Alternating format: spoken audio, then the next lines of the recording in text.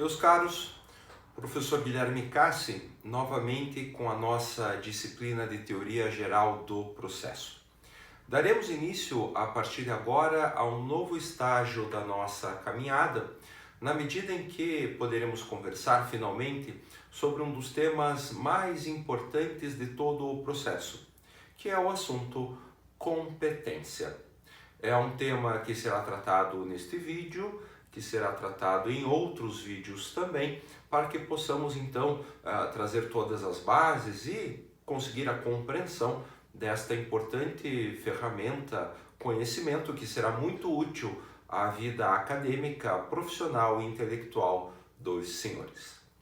Bom, dito isso, para adentrarmos ao tema competência, me cumpre recordar que o Poder Judiciário no Brasil é uno, é apenas um só.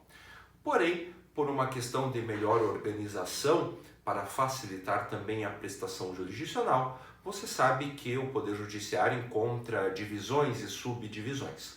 A própria Constituição Federal nos prescreve que o Poder Judiciário é dividido horizontalmente em 5 diferentes justiças: Justiça Comum, Justiça Federal, Justiça do Trabalho, Justiça Eleitoral e Justiça Militar. Verticalmente, cada uma dessas justiças também encontra uma divisão organizacional.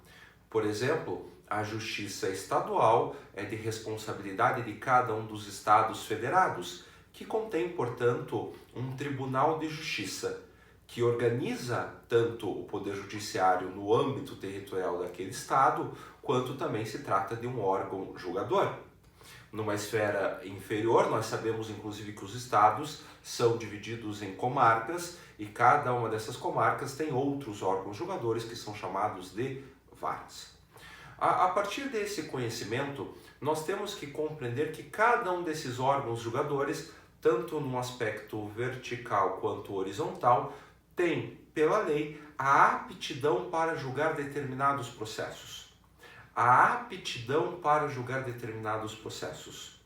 E esta possibilidade que é aventada pela lei, esta definição para julgar determinados processos, é o que nós chamamos de competência. Trata-se, em realidade, de limites ao exercício da jurisdição.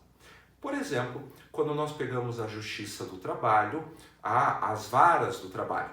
E a própria legislação nos confere a ideia de que é uma aptidão das varas do trabalho julgar processos que tenham por objeto, por lide, relações de trabalho e de emprego. Logo, por exemplo, se uma vara eleitoral conhecer e julgar um processo que verse sobre relação de trabalho e emprego, estar-se-á diante de um defeito nesse processo, na medida em que esta vara eleitoral, a partir do critério normativo, não teria a competência necessária. Vide desde logo, portanto, que competência não diz respeito a qualquer qualificação ou intelectualidade do órgão julgador. Competência nada mais é do que a aptidão conferida pela lei para conhecer e julgar processos no Brasil. A partir então desta definição, é preciso definir ou trazer mais conhecimento, mais luz a este tema. Podemos partir então do início de que é a própria Constituição Federal que em um primeiro momento traz as primeiras regras de competência. Vide, é a Constituição que define a divisão do Poder Judiciário em 5 diferentes justiças e traz a aptidão, a competência para cada uma dessas justiças conhecer e julgar processos. A Justiça Federal, a Justiça do Trabalho, a Justiça Eleitoral, a Justiça Militar, diz a Constituição Federal, que terá sua competência definida por lei especial. E, veja, tudo que não for de competência, processos que a lei não diga que serão julgados por uma das 4 justiças especializadas, Federal, do Trabalho, Eleitoral e Militar, será, portanto, de competência residual da Justiça Comum, cuja organização cabe aos Estados Federados. É importante também definir que não é apenas a Constituição Federal que traz regras de competência. muito das normas jurídicas sobre o tema são encontradas nas leis infraconstitucionais. Vide a exemplo a própria Lei 13.105 de 2015, que é o Código de Processo Civil. Há diversas regras no que diz respeito à competência, o mesmo é visto, por exemplo, no Código de Processo Penal e na CLT. Quando nós falamos também da justiça comum, por exemplo, da justiça comum que é organizada pelos estados, pode inclusive ser lei estadual que defina a competência dos órgãos julgadores. Pense comigo, o estado do Paraná é dividido em comarcas. Essas comarcas têm suas varas, que são os órgãos julgadores. Caso seja uma comarca menor, uma entrância inicial, talvez essa comarca tenha apenas uma vara, que será o órgão julgador. Então, dentro daquele território, a vara conhecerá e julgará todos os processos que forem de competência da justiça comum. Porém, a comarca pode crescer em termos de população, em termos de território, e vem a lei e cria uma segunda vara naquela comarca. Uma vara só cuidará de casos, por exemplo, cíveis, e outra vara somente cuidará de casos criminais.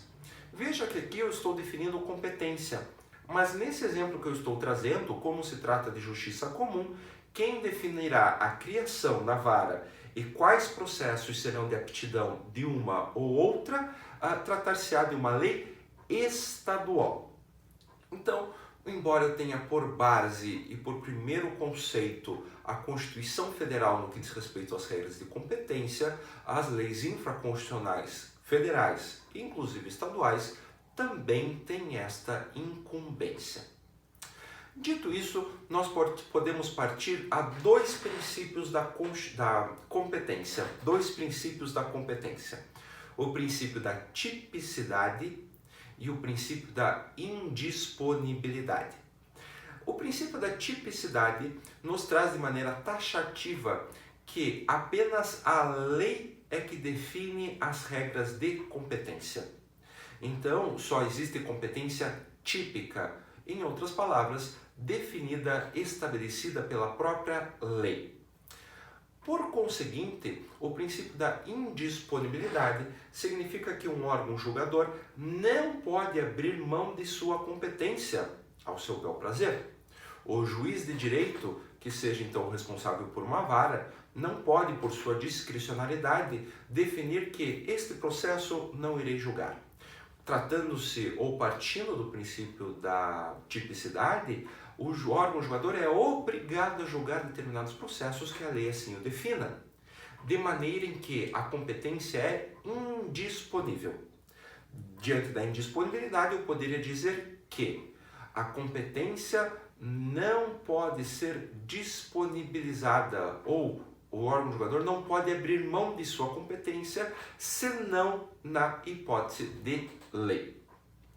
Bom, trazidos então esses dois princípios da tipicidade e da indisponibilidade, nós temos que compreender que o juiz natural, o princípio do juiz natural, que é um dos princípios da jurisdição, nos traz a ideia de um juiz devido. E somente é juiz devido nos termos da lei aquele juiz que é competente, ou seja, aquele juiz que, nos termos da lei, tem a aptidão para julgar um determinado caso concreto. Na hipótese de um processo ser endereçado a um juiz que não tem essa aptidão legal, estar-se-á diante de um defeito processual, que recebe o nome de incompetência. Incompetência.